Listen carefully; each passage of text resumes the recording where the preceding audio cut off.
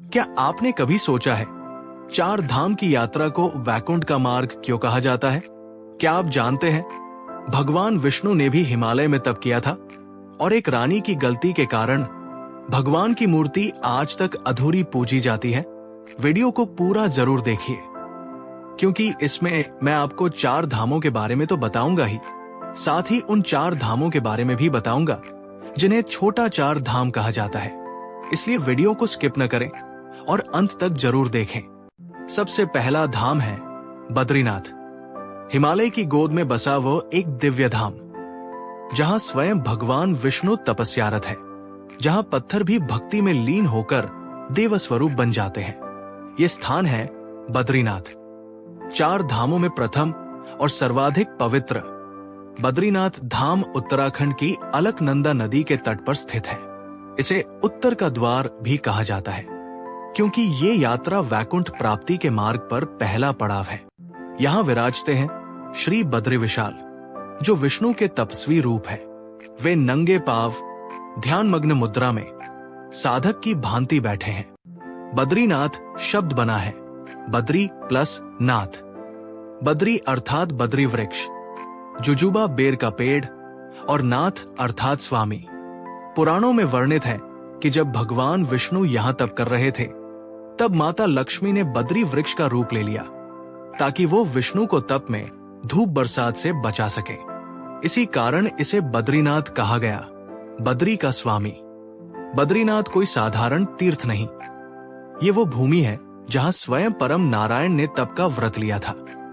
इसकी कथा पुराणों में इस प्रकार वर्णित है। एक बार देवर्षि नारद ने भगवान विष्णु से प्रश्न किया, हे प्रभु, आपने सृष्टि बनाई, उसका पालन किया, पर क्या आपने कभी तप किया? भगवान मुस्कुराए और बोले, जो नियम मैंने संसार के लिए बनाए हैं, मैं भी उन्हीं का पालन करता हूं। अब मैं भी तप करने हिमालय जाऊंगा। तब भगवान नारायण हिमालय की ओर गए और बद्रिकाश्रम में आकर कठोर तपस्या करने लगे। उनकी तपस्या इतनी गहन थी कि माता लक्ष्मी ने बद्री वृक्ष बनकर उन्हें हिम और वर्षा से बचाया।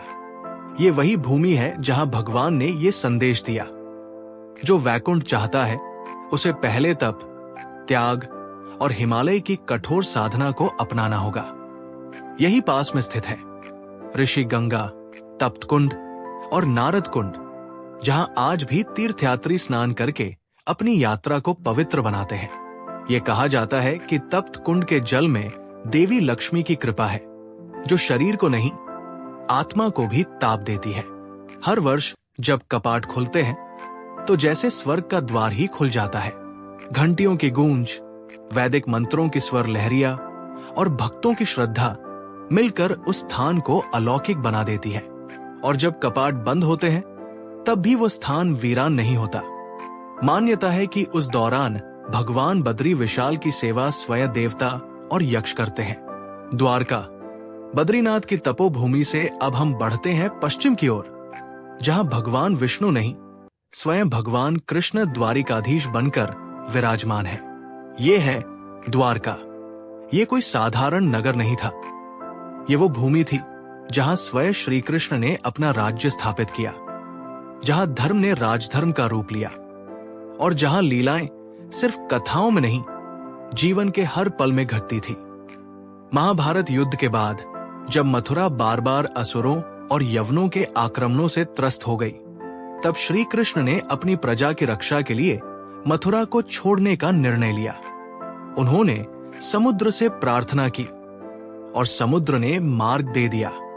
कहते हैं स्वयं विश्वकर्मा ने समुद्र के बीच एक भव्य नगरी का निर्माण किया, जो सोने, चांदी और मणियों से सजी थी।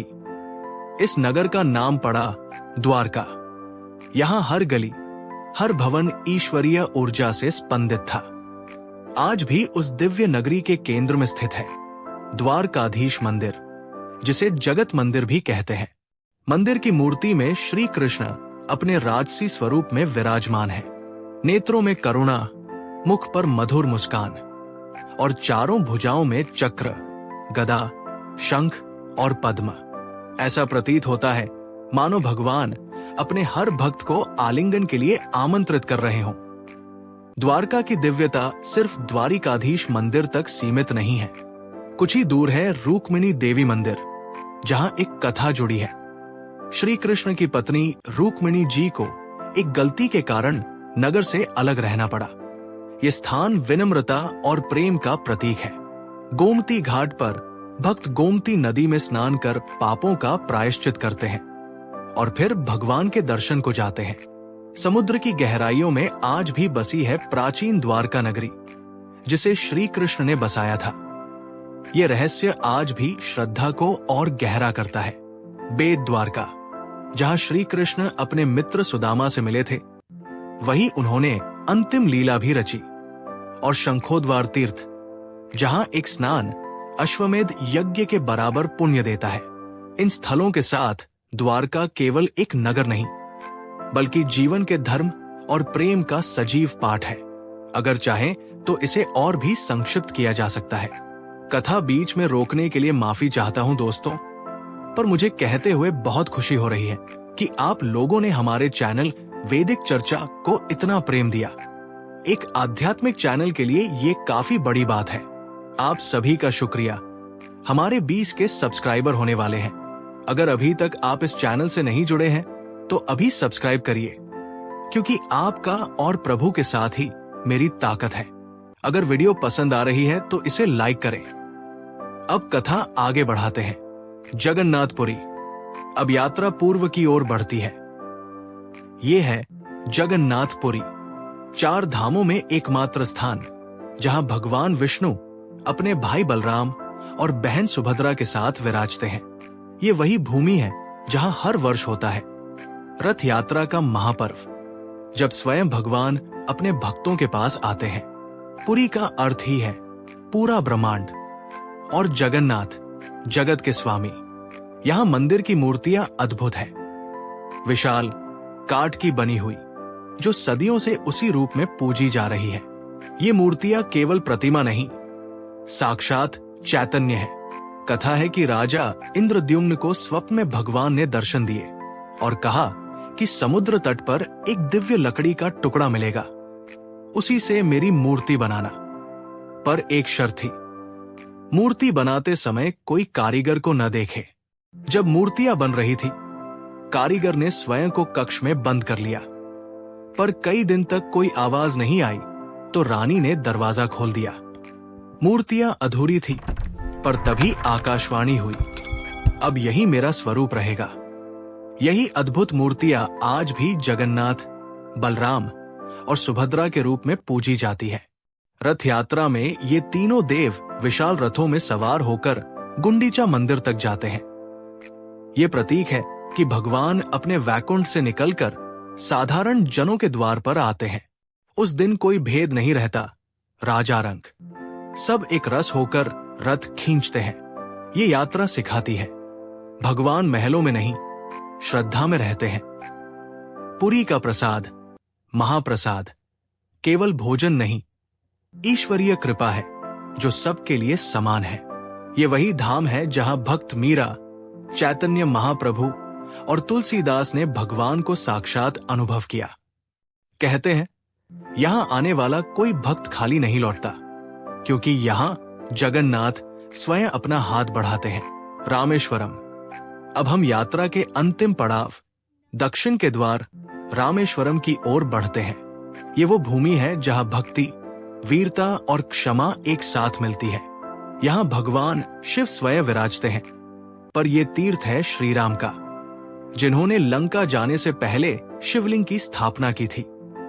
इसलिए यह स्थान कहलाया राम प्लस ईश्वर, अर्थात राम के ईश्वर का धाम रामेश्वरम। लंका पर चढ़ाई से पहले श्री राम ने रामेश्वरम में भगवान शिव की आराधना की और एक शिवलिंग की स्थापना की, जिसे रामनाथ स्वामी कहा गया। श्रीराम ने विजय से पूर्व शिव से आशीर्वाद मांगा और तभी से ये स्थल अत्यंत पवित्र माना जाता है। आज भी वही लिंग रामनाथ स्वामी मुख्य शिवलिंग के रूप में पूजित है। रामेश्वरम केवल कथा नहीं, आत्मा की तीर्थ यात्रा है। यहाँ 22 तीर्थ कुंड है, हर एक का जल अलग स्वाद, ताप और गुण वाला है। कहा जाता है कि इन कुंडों में स्नान करके व्यक्ति जन्मों के पापों से मुक्त हो जाता है। समुद्र तट से कुछ दूरी पर है धनुषकोडी, जहां श्रीराम ने वानर सेना के साथ समुद्र पर सेतु, राम सेतु का निर्माण किया था। आज भी उपग्रह चित्रों में उस सेतु के अवशेष दिखाई देते हैं, जो विज्ञान को चमत्कृत कर देते हैं। ये वो स्थल है जहां श्रीराम ने शिव जी से कहा, आप मेरे ईश्वर हैं, पर आज से जो मेरे भक्त होंगे वे पहले आपकी आराधना करेंगे। तभी से ये परंपरा बनी। राम से पहले शिव की पूजा। रामेश्वरम सिखाता है भक्ति में कोई बड़ा छोटा नहीं, जो सच्चा है वही ईश्वर का प्रिय है। अब जान लेते हैं उन 4 छोटे धामों के बारे में जिन्हें छोटा 4 धाम कहा जाता है। केदारनाथ, यमुनोत्री, गंगोत्री और बद्रीनाथ। ये चारों धाम भी उतने ही पवित्र और आध्यात्मिक है। अगर आप